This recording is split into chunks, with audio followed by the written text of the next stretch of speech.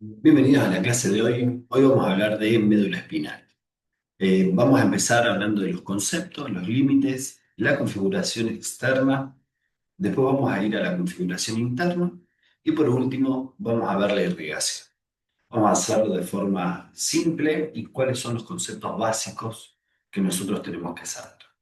Cuando uno habla de médula espinal, nosotros tenemos que pensar que es la porción más caudal de lo que es el sistema nervioso central, ¿sí? La vamos a tener contenida en lo que es la columna vertebral y vamos a ver que los límites, ¿sí? A nivel cefálico, es decir, en la parte superior, se va a relacionar con el bulbo raquídeo, del cual va a estar delimitado por el arco anterior del atlas, el foramen magno, ¿sí? O podemos decir decusación de las pirámides o entrecruzamiento de las pirámides o decusación motora. En cambio, cuando vamos al límite inferior, ¿sí? Vamos a ver que la médula se acona, ¿sí? Para terminar en el borde inferior del E1, borde superior del E2. Ojo que en los niños por ahí la podemos encontrar en el borde inferior del E2. Pero en un adulto, ¿sí? Se considera el borde inferior del E1, borde superior del E2. ¿Qué pasa? De ese cono que vemos se continúa con lo que va a ser nuestro filum terminal, el cual va a terminar a la altura de S2, uniéndose con lo que va a ser la dura madre, lo que conocemos como fondo de saco dural, el cual después se continúa con el filum de la dura madre o ligamento coxígeo.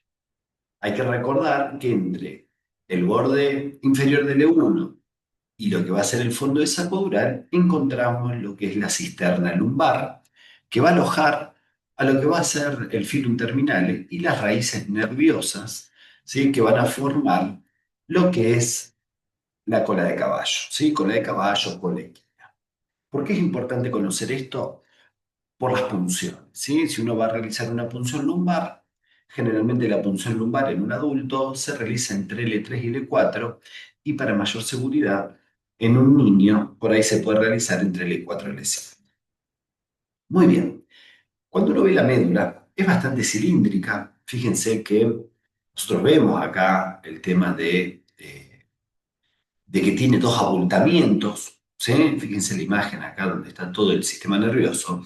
Y dentro de esos abultamientos, nosotros podemos decir que hay un abultamiento a nivel cervical y otro abultamiento a nivel lumbar y sacro. ¿A qué se debe el abultamiento? A que de esas regiones va a salir a nivel cervical el plexo braquial y a nivel lumbar y sacro va a salir el plexo lumbar y el plexo sacro. ¿Por qué? Porque el diámetro de la médula está en relación con la cantidad de músculos, ¿sí? Que va a tener que inervar. Muy bien.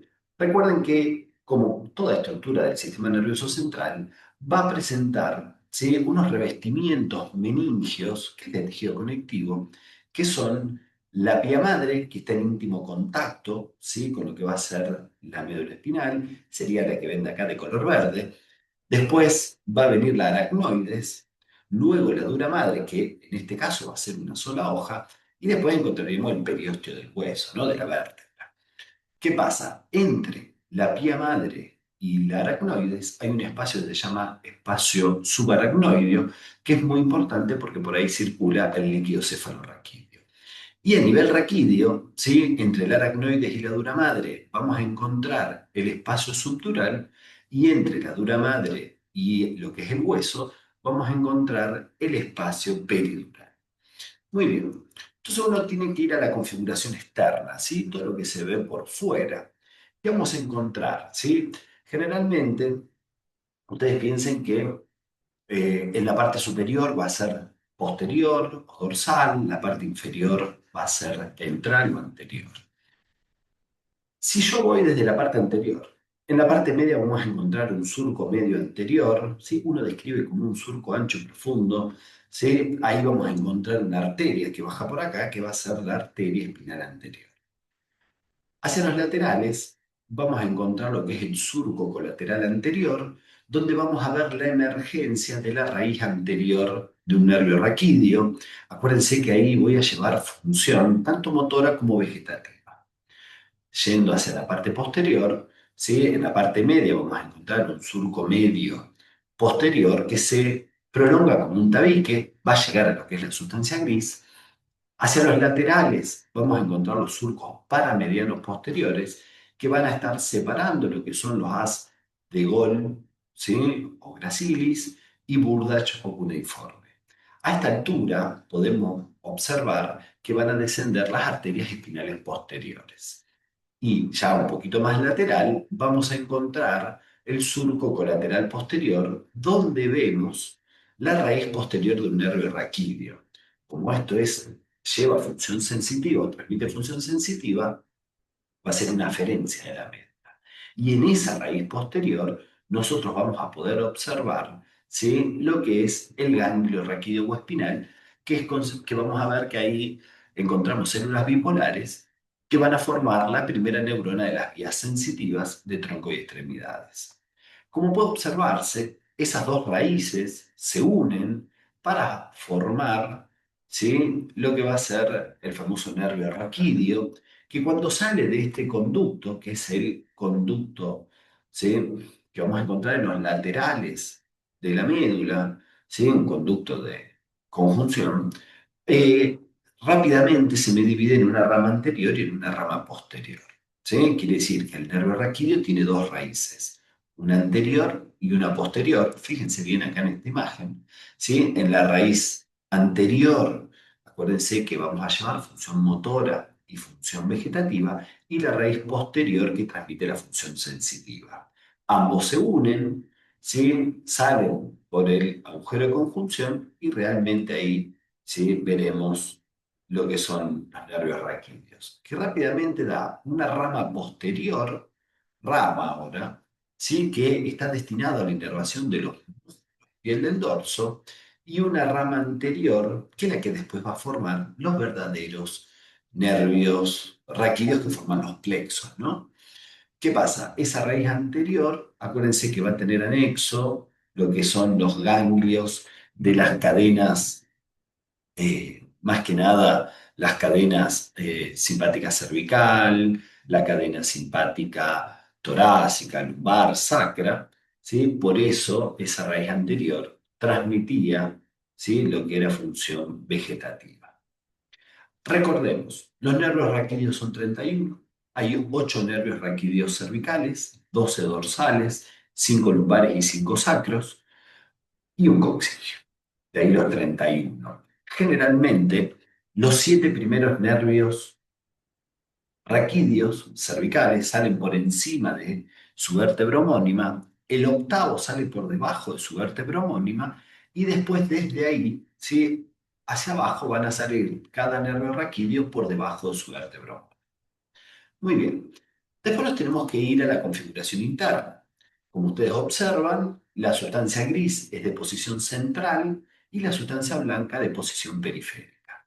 La sustancia gris, fíjense que tiene forma de H, ambas, ¿sí? Astas o de ambos lados están conectados por la comisura gris, en el cual en el centro presenta el conducto del epéndimo por el cual circula el líquido cefalorraquídeo. A su vez podemos escribir en esa sustancia gris tres astas, ¿sí? El asta dorsal, ¿sí? Que tiene función sensitiva, lo cual vamos a describir que presenta una cabeza, un cuello y una base. El asta lateral, que muchas veces observamos los núcleos, ¿sí? Que es la que va a tener función vegetativa, y en la parte anterior ventral, ¿sí? Que es el asta que tiene función motora, que se puede dividir en cabeza y base. En cada una de estas estructuras nosotros vamos a encontrar núcleos, y esos núcleos se van a estar relacionando con alguna función. Presten atención, fíjense cómo el asta está separado del surco por la zona marginal del Isauer, ¿sí? Que es este espacio que yo les estoy marcando acá. Y después sí, en el asta dorsal presentamos el núcleo de la sustancia gelatinosa de Rolando. Recuerden que esto pertenece a la vía termoalgésica, ¿sí? Estaría en la cabeza. A la altura del cuello voy a encontrar el núcleo propio, núcleo dorsal, que pertenece a la vía táctil protopática, el tacto grosero. Y ya sobre la base, nosotros encontraríamos el núcleo de la columna de Clark, que pertenece a la vía profunda inconsciente, y hay una asociación de núcleos un poquito más chiquititos que le pueden decir núcleos propios del asta dorsal, algunos le llaman Stilling, Becheler, que también van a pertenecer a la vía profunda inconsciente. Recuerden que si es inconsciente, esta información va a ir hacia lo que es el cerebelo. A la altura del asta lateral, recuerden que por ahí podemos observar directamente los núcleos, ¿sí? En la parte más interna, medial, vamos a encontrar el núcleo medial, ¿sí? Que solamente se encuentra a la altura de la vértebra de los segmentos sacros S2, S3 y S4, ya que corresponde al parasimpático, es lo que se conoce como parasimpático sacro, y por otro lado, ¿sí? El que encontramos en la parte lateral es el núcleo intermedio lateral que corresponde al simpático. Por eso lo vamos a encontrar a nivel tóraco-lumbar. Ya en la parte del asta anterior, ¿sí? Anterior o ventral, ¿sí? Hay varios núcleos de los cuales se destacan, ¿sí? El núcleo anteromedial o medial o anterointerno también, que va a inervar a los músculos del tronco, y el núcleo anterolateral, lateral, anteroexterno, que inerva los músculos de los miembros, ¿sí? Por eso a nivel cervical y a nivel lumbosacro, ¿no? Hay otros núcleos que se ven a nivel cervical, ¿sí? Solamente en la médula cervical, como el núcleo que corresponde al 11.º par craneal, que se llama espinalo accesorio, que estaría entre los primeros 5 o 6 segmentos cervicales, y otro núcleo muy importante que es el núcleo frénico, que se encuentra en los segmentos C3, C5, C4 y C5. ¿Sí? Y ahí tenemos, ¿sí? Lo que es la parte de la configuración interna. Recuerden, ¿sí? Que en el asta ventral hay dos neuronas muy importantes. Una son las motoneuronas alfa, que son las responsables de la vía motriz principal, es la que mandan el impulso para que un músculo se contraiga. Y por otro lado, las motoneuronas gamma son un poco más chiquititas, sí que lo que hacen es más pertenecer a lo que es las vías secundarias, sí que lo que hacen es ejercer como un control de cómo ese músculo se contrae.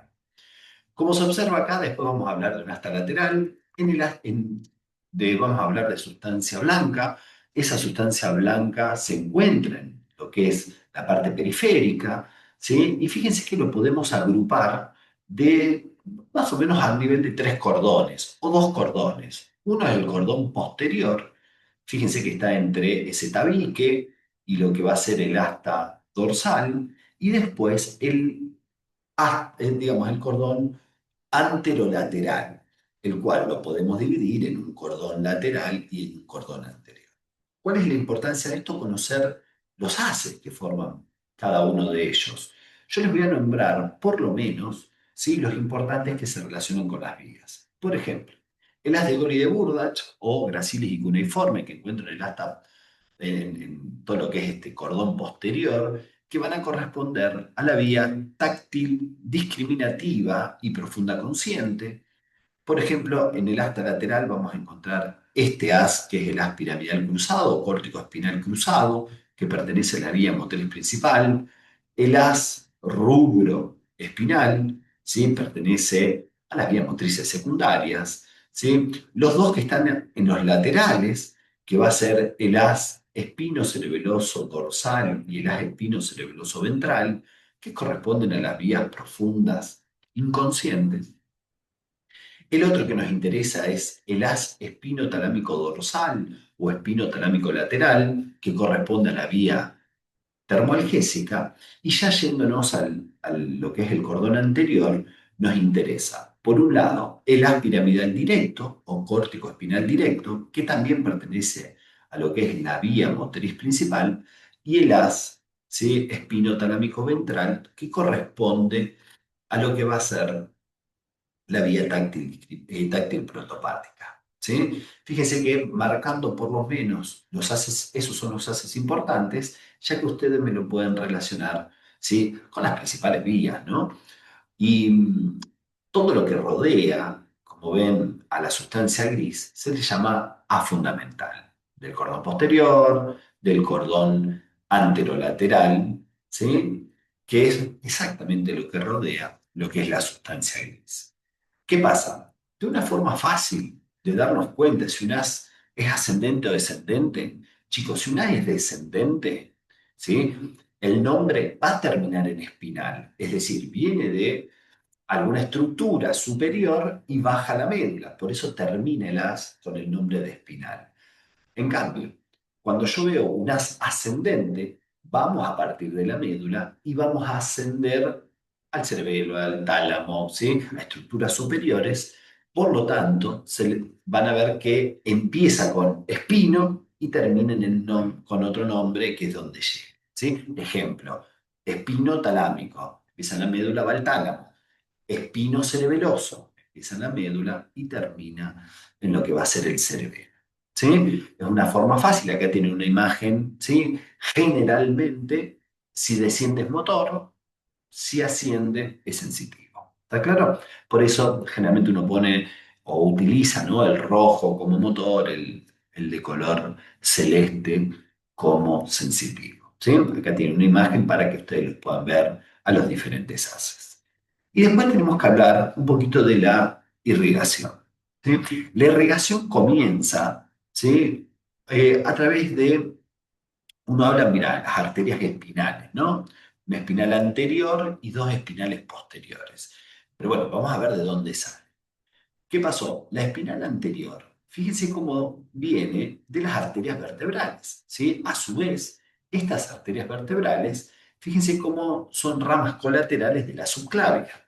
¿Qué hicieron? Ascendieron, ¿sí? Hasta llegar al endocráneo, forman, cuando se unen las dos, fíjense que las dos vertebrales van a formar después el tronco basilar, pero antes dieron las arterias espinales que forman la espinal anterior. ¿Ven cómo desciende por toda la parte anterior de la médula, por el surco, ¿sí? Eh, anterior o medio anterior? Y fíjense que es una sola. ¿Qué pasa? Esta arteria, a pesar de ser una sola, fíjense cómo me está irrigando los dos tercios anteriores de la médula. En cambio, cuando uno ve las espinales posteriores, ¿sí?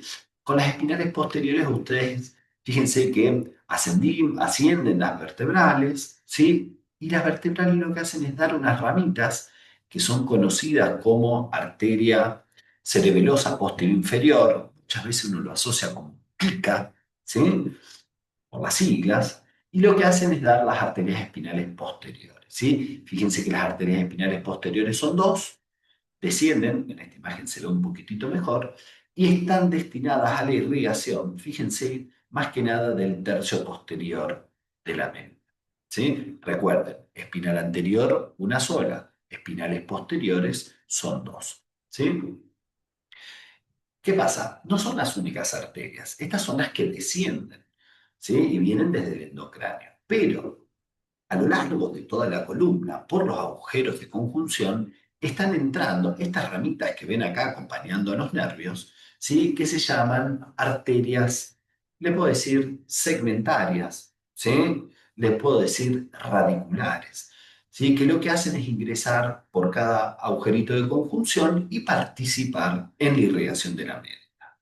Hay una arteria que se llama arteria de Dan-Kiewit o de la intumescencia lumbosacra, que es una de las más importantes que irriga los dos tercios inferiores de la médula.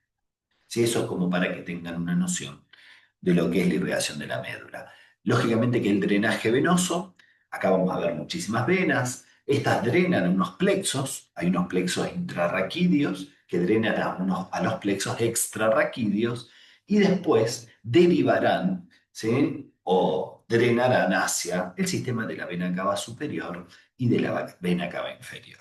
¿Sí? Entonces, acá van a ver imágenes, yo acá a lo último, fíjense cómo les voy a dejar una imagen un poquito más real para que ustedes vayan, ¿sí? Marcando los diferentes haces donde se encontrarían, ¿sí? Como para que tengan una ubicación. Esta imagen, ¿sí? Ustedes la podrían estar superponiendo, ¿sí? Con esta o con esta imagen, ¿sí? Esta imagen por ahí está un poquito más clara. Entonces lo pueden ir relacionando y saber, ¿sí? Dónde se encontraría cada uno de los haces. Esto es una forma de describir la médula, corto, ¿sí? Con los conceptos básicos, ¿sí? Espero que les haya gustado y nos estamos viendo en la próxima clase, ¿sí? Vayan a la de tronco encefálico. Nos vemos, un gusto, hasta luego.